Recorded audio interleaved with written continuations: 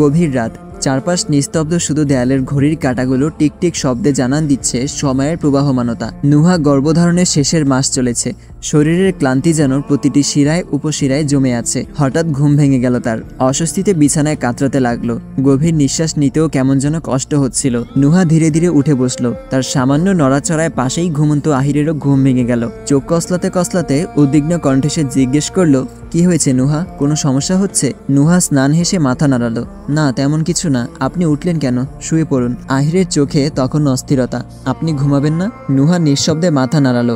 সত্যিই তো, এই মুহূর্তে আর ঘুম আসছে না। তবে শারীরিক ক্লান্তির বাইরে মনে এক অদ্ভুত প্রশান্তির ছায়া। একটা মিষ্টি হাসি ফুটে উঠল ঠোঁটে। পরম মমতায় আহিরের হাতটা টেনে এনে নিজের বেবি বাম্পের ওপর রাখলো। মুহূর্তেই আহিরের ভ্রুকুটি কুঞ্চিত হলো, যেন সে কিছু অনুভব করতে চাইছে। আর ঠিক তখনই পেটের গভীর থেকে আসা এক কোমল নড়াচড়া স্পষ্ট অনুভব করলো আহির। আহিরের শরীর বেয়ে শিহরণ বয়ে গেল। এক অনন্য অনুভূতি হৃদয়কে গভীরভাবে স্পর্শ করে গেল। বুকের ভেতর একসঙ্গে আনন্দ, বিস্ময় আর ভালোবাসার এক প্রবল স্রোত বয়ে গেল। এই ছোট্ট স্পর্শে যেন আহির উপলব্ধি করলো তাদের ভালোবাসার সুর বনে যাচ্ছে আরেকটা অস্তিত্ব, যে ধীরে ধীরে পৃথিবীর আলো দেখার জন্য প্রস্তুত হচ্ছে। আহিরের চোখে মুখে বিস্ময় আর উষ্ণতা একসঙ্গে খেলা করছিল। আহির বিস্ময়ে আনন্দে বিমোহিত হয়ে নুহার দিকে তাকিয়ে রইল। নুহার ঠোঁটে এক কোমল হাসির আভাস, চোখের কোণে প্রশান্তির এক রাশ আলোকছটা। আহির ধীরে ধীরে এগিয়ে গিয়ে নুহার পেটে আলতোভাবে কান রাখলো। তার কণ্ঠস্বরে এক ধরনের স্নেহমাখা মৃদু শাসন। তুমি তো বেশ দুষ্টু হয়ে গেছো, মাম্মাকে বিরক্ত করছো, ঘুমাতেও দিচ্ছ না। এটা কিন্তু ঠিক না। এখন রাত, বোঝো? চলো এবার ঘুমিয়ে পড়ো, আর মাম্মাকেও ঘুমাতে দাও। বলেই সে স্নেহের ছোঁয়ায় ঠোঁট রাখলো। সেখানে যেন এক নিঃশব্দ অথচ গভীর আশীর্বাদ পাঠিয়ে দিল তার অনাগত সন্তানের জন্য। আহির মাথা তুলতেই চোখ পড়ল নুহার দিকে। নুহা মায়াভরা দৃষ্টিতে তাকিয়ে বলল, আপনার কি মনে হয় সত্যিই কি আপনার কথা বোঝে? আহির হাসলো। শিশুর মতোই উচ্ছ্বাস তার চোখে মুখে ফুটে উঠল। অবশ্যই ও তোর পাপ্পার সঙ্গে দেখা করার জন্য এক্সাইটেড, তাই একটু আমার সাথে কথা বলতে চাইছিল, তাই না মাম্মা? আবারও হাত রাখলো নুহার বেবি বাম্পের ওপর। আর ঠিক তখনই ছোট্ট সত্তার নড়াচড়া অনুভূত হলো। এক নিমিষে তাদের দুজনের মুখেই হাসি ফুটে উঠল, যেন এক গভীর সংযোগ, এক অদৃশ্য বাঁধন যা ভাষায় প্রকাশ করা সম্ভব না। নুহা হেসে বলল, সবই ঠিক আছে, তবে আপনি কিন্তু ওকে মাম্মা বলবেন, পাপ্পাও তো হতে পারে, তাই না? আহির ঠোঁট বাঁকিয়ে মুখে কৃত্রিম গম্ভীরতার ছাপ এনে বলল, আমার মাম্মাই লাগবে, একটা ছোট্ট রাজকন্যা। আমি ওর জন্য সুন্দর সুন্দর পোশাক কিনবো, ওকে নিয়ে ঘুরতে যাব, ওর চুল বেঁধে দেব, আরো কত কি ভেবেছি আমি। আপনি কিন্তু একদম বাগড়া দেবেন না, বুঝলেন? নুহা হাসতে হাসতে বলল, কিন্তু আমারও তো একটা ইচ্ছা থাকতে পারে, তাই না? আহির কপট গম্ভীর্যে মাথা নেড়ে বলল, পরের বার আপনার ইচ্ছা পূরণ করব, তারপর তার পরের বারেও আপনার ইচ্ছা পূরণ করব, তার পরের বার। নুহা এক ধাক্কায় আহিরকে সরিয়ে দিল। পাগল আপনি? আহির হাসতে হাসতে নুহার কোলে মাথা রেখে শুয়ে পড়ল। নুহা আহিরকে ধাক্কা দিয়ে দিতে দিতে বলল, উঠুন উঠুন বলছি আমার। হঠাৎ করেই গভীর ঘুম ভেঙে গেল নুহার। একটা অদ্ভুত অনুভূতি তাকে ঘিরে ধরল, যেন কোনো স্বপ্নের জগৎ থেকে বাস্তবে ফিরে এসেছে। ধীরে ধীরে উঠে বসলো, কিছুক্ষণ স্থির হয়ে থাকলো, যেন নিজের ভেতর চলতে থাকা অনুভূতিগুলোকে বুঝে নিতে চাইছে। কিছুক্ষণ পর উপলব্ধি করলো এতক্ষণ যা দেখছিল তার নিছকই স্বপ্ন। ধীরে পা নামালো খাট থেকে। শরীরের ভারসাম্য রক্ষা করতে কিছুটা সময় নিল। মাতৃত্বের শেষ পর্যায়ে এসে চলাফেরা করা কষ্টসাধ্য হয়ে উঠেছে, তবুও এক অজানা টান তাকে ব্যালকনির দিকে টেনে নিয়ে গেল।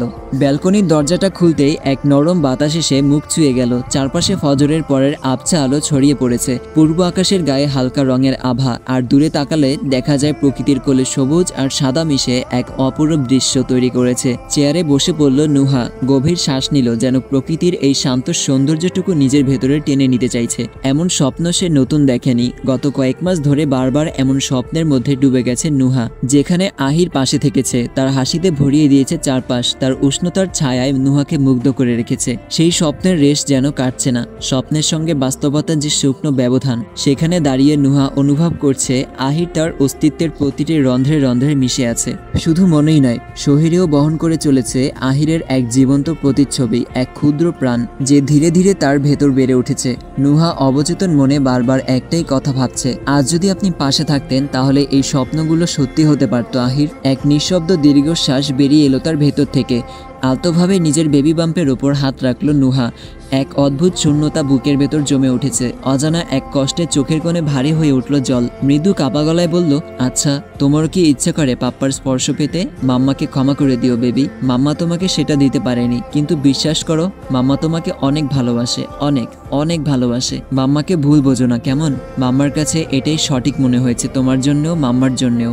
জানো, মাম্মাও তোমার পাপ্পাকে খুব মিস করে। আর তোমার পাপ্পা, একটা ভীষণ হাসি ফুটে উঠল ঠোঁটের কোণে। তোমার পাপ্পা কিন্তু বাজে মানুষ নয়, তোমার পাপ্পা বরং এই ছোট্ট জীবনে আমাকে অসম্ভব ভালোবেসেছে। আর সবচেয়ে বড় কথা, তুমি তো তারই অংশ, তাই না? নুহা নিজের পেটে হাত বোলাতে লাগলো, যেন ছুঁয়ে দিতে চাইছে সেই ছোট্ট প্রাণটাকে, যে তার ভেতর নতুন জীবনের আলো ছড়িয়ে দিচ্ছে। আচ্ছা, যদি তুমি সত্যিই পাপ্পার ছোট্ট রাজকন্যা হও, তাহলে তোমার নাম কি হবে বলো তো? একটা নীরবতা মুহূর্ত, তারপর নিজের প্রশ্নের উত্তর নিজেই দিল, আরুশি ইবনান মীর। নামটা মুখে নিতেই বুকের ভেতর শূন্যতার এক সুর বাজল, যেন এই নামের মাঝেই গেঁথে আছে তার সমস্ত স্বপ্ন, সমস্ত ভালোবাসা, সমস্ত ব্যথা। নুহা এখানে আসার পর আজনাব শেখের অফিসে একটি চাকরি নিয়েছে। আজনাব শেখের অফিস এখন সিফাতই চালায়, উনি টুকটাক যাওয়া আসা করেন। যদিও চাকরিটি করা তার জন্য বাধ্যতামূলক ছিল না, তবুও নিজেকে ব্যস্ত রাখতে চেয়েছিল। আসার আগে সমস্ত সম্পত্তি নিশির নামে লিখে দিয়ে এসেছিল। সঙ্গে এনেছিল কিছু টাকা, যা প্রয়োজনের তুলনায় কম ছিল না। তবুও সারাদিন নিজেকে কাজে ডুবিয়ে রাখাটাই তার কাছে স্বস্তিদায়ক মনে হয়েছে। তাছাড়া সারা জীবন তো আর ওই টাকায় চলবে না, আর কারো বোঝা হয়ে থাকা নুহার সাথে যায় না। আজনাব শেখ এবং তার স্ত্রী মরিয়ম বেগম দুজনেই এক মানুষ, যাদের উষ্ণ ভালোবাসায় নুহা অভিভূত হয়েছিল। সম্পূর্ণ অচেনা হয়ে এসেও তারা তাকে এক মুহূর্ত আপন করে নিয়েছেন, যেন সে এই পরিবারেরই একজন। মাতৃত্বের 6 মাস পার হতেই মরিয়ম বেগম নুহাকে অফিসে যেতে একদম নিষেধ করে দিলেন। নুহার শরীরে যত্ন নেওয়ার দায়িত্ব যেন তিনি নিজেই কাঁধে তুলে নিয়েছেন। তার বয়স হয়েছে, তাই বাড়িতে একজন কাজের লোক থাকলেও পরে আরেকজন রাখার ব্যবস্থা করেন, যেন নুহার কোনো অসুবিধা না হয়। তবে দোতলায় নুহা এক প্রকার জেদ ধরেই থেকেছে। মরিয়ম বেগম বারবার বলেছিলেন, এই অবস্থায় দোতলায় থাকা ঠিক হবে না, ওঠানামা করাটা ঝুঁকিপূর্ণ। কিন্তু নুহার ব্যালকনি থেকে বাইরের দৃশ্য দেখতে খুব ভালো লাগে। মরিয়ম বেগমও শেষ পর্যন্ত মেনে নিলেন। তবে নুহার সব প্রয়োজনীয় জিনিস দোতলায় পৌঁছে দেন সময় মতো, যেন খুব প্রয়োজন ছাড়া নুহাকে নিচে না নামতে হয়। এইসব ভাবতে ভাবতে নুহার বুকের ভেতর এক অদ্ভুত প্রশান্তি কাজ করলো। যেখানে নিজের মানুষের কাছ থেকে একের পর এক আঘাত পেয়েছে, সেখানে সম্পূর্ণ অচেনা কিছু মানুষ কিভাবে যেন হঠাৎ করেই খুব আপন হয়ে ওঠে। পৃথিবীতে নিঃস্বার্থ ভালোবাসা সত্যিই আছে, এটা বোধহয় মরিয়ম বেগম ও আজনাব শেখকে না দেখলে সে জানতেই পারত না। এই নির্মল পরিবেশে দাঁড়িয়ে হঠাৎই নুহার মন চাইল এই ভোরের নরম বাতাসে একটু হাঁটতে। কতদিন হয়ে গেল বাগানে যাওয়া হয় না। মাতৃত্বের শেষ ধাপে এসে শরীর ভারী হয়ে গেছে, হাঁটা চলায় কষ্ট হয়। তবুও আজ যেন এক তীব্র টান অনুভব করলো বাগানের নামার জন্য। নুহা পায়ে পায়ে এগিয়ে গেল সিঁড়ির দিকে। ভোরের আলো তখনও পুরোপুরি ছড়ায়নি, বাড়ির ভেতরটা এখনো অর্ধেক অন্ধকারে ঢাকা। সিঁড়ি ধরে নিচে নামতে শুরু করলো সে। 1 ধাপ 2 ধাপ, প্রতিটি পা ফেলতে হচ্ছিল সাবধানে। ভারী শরীর নিয়ে নিচে নামার অভ্যেস নেই তার, তবু মন যেন উঠতে চাইছে এক মুক্ত বাতাসের দিকে। কিন্তু হঠাৎ পা পিছলে গেল, ভারসাম্য হারিয়ে সামনের দিকে ঝুঁকে পড়ল সে। এক মুহূর্তের জন্য চারপাশটা যেন ধাপিয়ে উঠল। একটু তীব্র আর্তনাদ ছড়িয়ে পড়ল নিস্তব্ধ ভোরে। নুহার শরীর ভারীভাবে নিচের মেঝেতে আছড়ে পড়ল, আর সঙ্গে সঙ্গে এক অসহনীয় ব্যথার ঢেউ ছড়িয়ে পড়ল সমস্ত শরীরে। চিৎকার শুনে মরিয়ম বেগম ছুটে এলেন। নুহা, নুহা, কি হলো মা? সিফাতও দৌড়ে এলো, দ্রুত নুহাকে তুলতে গেল। নুহার মুখ নিস্তেজ, কিন্তু তার চোখে তীব্র যন্ত্রণা। মরিয়ম বেগম তাড়াহুড়ো করে বললেন, তার কণ্ঠে কাঁপুনি, মুখ বিবর্ণ হয়ে গেছে। গাড়ি বের করো সিফাত, আমাদের এখনই হাসপাতালে যেতে হবে। সিফাত সময় নষ্ট করলো না, মুহূর্তের মধ্যে গাড়ি বের করলো। মরিয়ম বেগম কাপা হাতে নুহার মাথায় বুকে চেপে ধরে গাড়িতে তুললেন। নুহার শরীরের প্রতিটি শিরায় উপশিরায় তখন যন্ত্রণার ঢেউ। হাসপাতালে পৌঁছানোর সঙ্গে সঙ্গেই ডাক্তাররা জরুরি বিভাগে নিয়ে গেল নুহাকে। রোগীর অবস্থা ভালো নয়, জরুরি ভিত্তিতে অস্ত্রোপচার করতে হবে। আমাদের হয়তো রোগীকে পুরোপুরি অজ্ঞান করতে হতে পারে। শরীরে প্রচণ্ড ধকল গেছে, ব্যথা সহ্য করার ক্ষমতা কম, আমরা ঝুঁকি নিতে পারবো না। ডাক্তারদের কথায় মরিয়ম বেগম নিঃশ্বাস যেন বন্ধ হয়ে এলো। সিফাত, আজনাব শেখ থমথমে মুখে দাঁড়িয়ে থাকলেন। অপারেশন থিয়েটারের দরজা ধীরে ধীরে বন্ধ হয়ে গেল। অপারেশন থিয়েটারের লাল বাতিটা জ্বলছে। বাইরের করিডরে মরিয়ম বেগম অস্থিরভাবে পায়চারি করছেন। সিফাতও নিঃশব্দ দাঁড়িয়ে আছে, মুখে গভীর চিন্তার ছাপ। আহিরের জ্বর কমতে 2 দিন লেগেছিল, কিন্তু সেই জ্বর শরীর থেকে নামলেও মনের ভেতর রয়ে গিয়েছিল দগদগে ক্ষতের মতো। জ্বরের ঘোরে অসংখ্যবার নুহার নাম ধরে ডেকেছে সে, আর সুস্থ হতেই প্রথম যাকে খুঁজেছিল সে ছিল নুহাই। কিন্তু নুহা, আহিরের পৃথিবীটা যেন মুহূর্তে উল্টে গেল যখন জানতে পারল রফ মীরের ঘটনা। সে কিছুতেই বিশ্বাস করতে পারছিল না কিভাবে সবকিছু এত দ্রুত বদলে গেল। নিজের করা কাজের কথা মনে পড়তেই তার সমস্ত স্নায়ু যেন একসাথে জমাট বেঁধে গেল। চিন্তার ভারে মস্তিষ্ক যেন কাজ করাই বন্ধ করে দিল। আলিফা বেগমের কাছ থেকে শুনল নুহা দুদিন আগেই এই বাড়ি ছেড়ে চলে গেছে। ঈশানের মুখ থেকে জানতে পারল পুরো ঘটনা, কিন্তু কোথায় গেল নুহা কেউ জানে না। আহিরের সমস্ত অস্তিত্ব তখন একটাই লক্ষ্য খুঁজে নিয়েছিল, নুহাকে খুঁজে বের করা। পাগলের মতো ছুটে গেছে এক জায়গা থেকে আরেক জায়গায়, সম্ভাব্য সব জায়গায় খুঁজেছে, কিন্তু ততক্ষণে অনেক দেরি হয়ে গেছে। একসময় দৌড়ঝাঁপের তীব্রতা থেমে গেল, কিন্তু পরিবর্তে একটা অবর্ণনীয় শূন্যতা আহিরকে গ্রাস করল। সে চুপ হয়ে গেল, অস্বাভাবিক রকমের শান্ত হয়ে গেল, প্রয়োজনের তুলনায় অনেক বেশি শান্ত। তারপর কেটে গেল কয়েকটি মাস। এই কয়েক মাসে আহিরের ভেতর থেকে ঠিক কতটুকু মূল্যবান অনুভূতি হারিয়ে গেছে, কতটা যন্ত্রণা তাকে ঘিরে রেখেছে, সেটা বোঝার জন্য শুধু তার মুখের দিকে তাকানোই যথেষ্ট ছিল। সেই আহির যে জীবনকে উচ্ছ্বাসে ভাসিয়ে রাখত, মুচকে একটা হাসি সবসময় যার ঠোঁটের কোণে ঝুলে থাকত, এখন সে যেন এক মৃত নদী। যে হাতে কখনো নেশার বস্তু ওঠেনি, সেই হাতেই অগণিতবার মদের বোতল উঠেছে। তার হৃদয়ে শুধু একটাই কষ্ট, একটাই অনুশোচনা, নুহাকে হারানোর, নুহাকে কষ্ট দেওয়ার। দুঃখ আর অপরাধবোধ একসাথে এমনভাবে তাকে আচ্ছন্ন করে রেখেছিল যেন আর নিজেকে চিনতেই পারছে না। বাড়ির প্রতিটি মানুষ আহিরের জন্য উদ্বিগ্ন হয়ে উঠল। সবাই তাকে আগের রূপে ফিরিয়ে আনতে চাইল, কিন্তু সে যেন এক দুর্ভেদ্য দেয়াল তুলে দিয়েছে নিজের চারপাশে। আহিরের এই অবস্থার মধ্যেই রফমির কারাগারে আর শেনাজমির পরিবারের সব সম্পর্ক থেকে বিচ্ছিন্ন হয়ে কোনো মতে বাড়ির এক কোণে দিন কাটাচ্ছে। ঈশান, যে ছেলেটা কাজ থেকে সবসময় পালিয়ে বেড়াতো, সেই ঈশানকেই একরকম বাধ্য হয়ে রফমিরের কোম্পানির দায়িত্ব নিতে হলো। কোম্পানি তখন ভাঙনের মুখে দাঁড়িয়ে, সবকিছু যেন এক ভয়ঙ্কর প্রলয়ের মধ্যে তলিয়ে যাচ্ছিল। একে একে সবকিছু ধসে পড়ছিল। একটা সময়ের গার্বিত্ব সাম্রাজ্য যেন শুধুই ভগ্নাংশ হয়ে পড়ে আছে। অপারেশন থিয়েটারের লালবাতিটা তখনও জ্বলছে, সময় যেন থমকে গেছে। করিডোরের নিস্তব্ধতা মাঝে মাঝে ভেঙে যাচ্ছে মরিয়ম বেগমের উদ্বিগ্ন পায়চারিতে। সিফাত নিঃশব্দে দাঁড়িয়ে আছে, মুঠো করা হাতের রক্ত চলাচল যেন বন্ধ হয়ে এসেছে। আজনাব শেখও চুপচাপ বসে আছেন, কিন্তু তার চোখে অস্থিরতার ছায়া স্পষ্ট। ঠিক তখনই একটা ক্ষীণ অথচ স্পষ্ট কান্নার শব্দ ভেসে এলো অপারেশন থিয়েটারের ভেতর থেকে। প্রথমে এক টুকরো কণ্ঠস্বর, তারপর আরেকটি। মুহূর্তের মধ্যেই থিয়েটারের দরজা খুলে গেল। সাদা অপ্রাণে দুইজন নার্স বেরিয়ে এলেন, আর তাদের দুজনের হাতেই ছিল ছোট্ট ছোট দুটি ফুটফুটে শিশু, যমজ মেয়ে হয়েছে। নার্সের কথায় করিডোরে দাঁড়িয়ে থাকা তিনটি মানুষ একসঙ্গে শ্বাস ধরে তাকিয়ে রইলেন। সিফাতের চোখ বিস্ময়ে বড় হয়ে গেল। মরিয়ম বেগম আবেগে ঠোঁট চেপে ধরলেন, যেন আনন্দের ভারে কণ্ঠস্বর আটকে গেছে।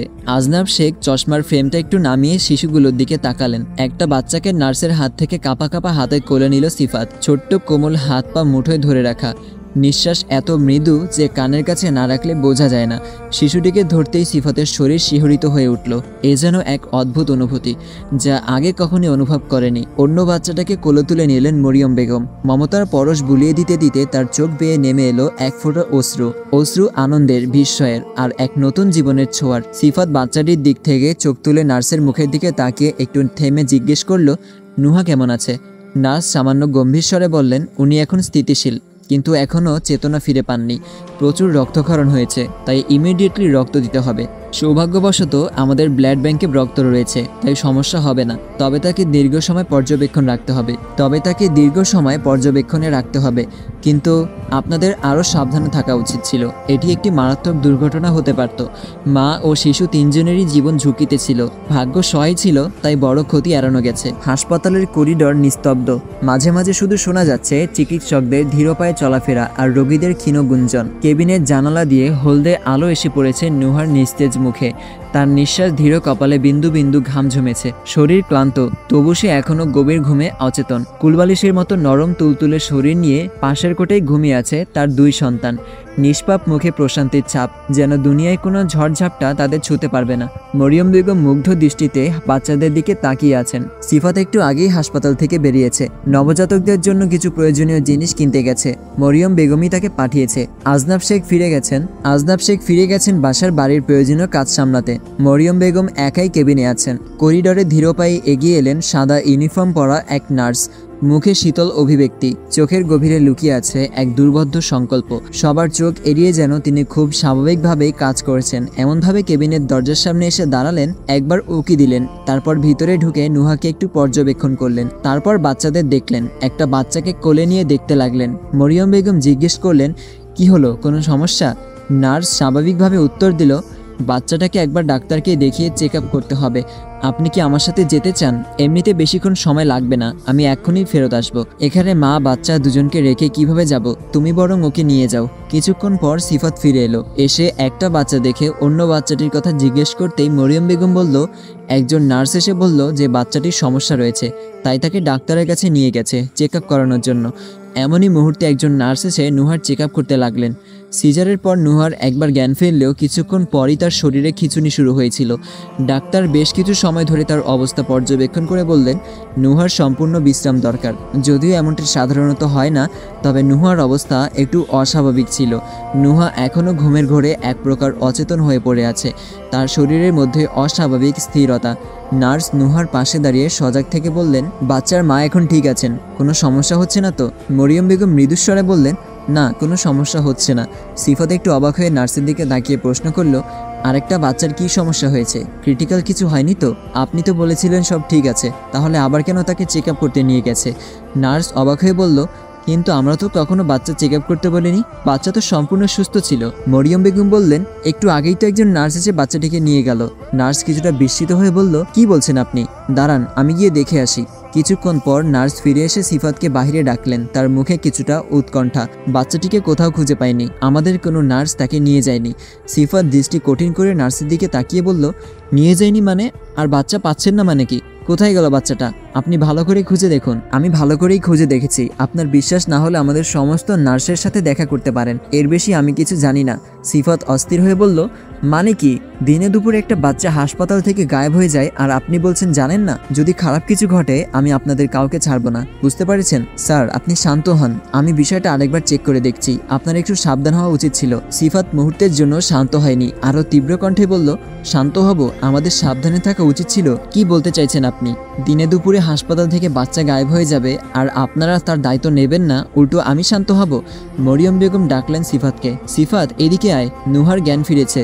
সিফাত দ্রুততার সঙ্গে তার দিকে এগিয়ে গেল। চোখ খুলেই প্রথমে নুহা বাচ্চার কথা জানতে চাইল। মরিয়ম বেগম তার কাছে থাকা বাচ্চাটিকে নুহার সামনে এসে ধরলেন। নুহা অবাক হয়ে বাচ্চাটিকে দেখছে। বুকের ভেতর যেন এক অবর্ণনীয় অনুভূতির ঝড় বয়ে যাচ্ছে। চোখের কোনায় অজান্তেই কয়েক ফোঁটা অশ্রু গড়িয়ে পড়ল। হয়তো তা ছিল আনন্দের অশ্রু। বাচ্চাটির মাথায় আলতো করে চুমু খেলো, যেন বুকের গভীরে একটি শান্তির আলো জ্বলে উঠল। নুহা হতাশার সঙ্গে বলল, নানু, ওর কোথাও আঘাত লাগেনি তো? ও ঠিক আছে তো? আমি তোকে কোলে নিতে পারছি না, আমার কেমন যেন লাগছে। কখন ওকে কোলে নিতে পারবো? মরিয়ম বেগম নুহার অবস্থা দেখে কিছুতেই বাচ্চা হারানোর কথা বলার সাহস পেলেন না।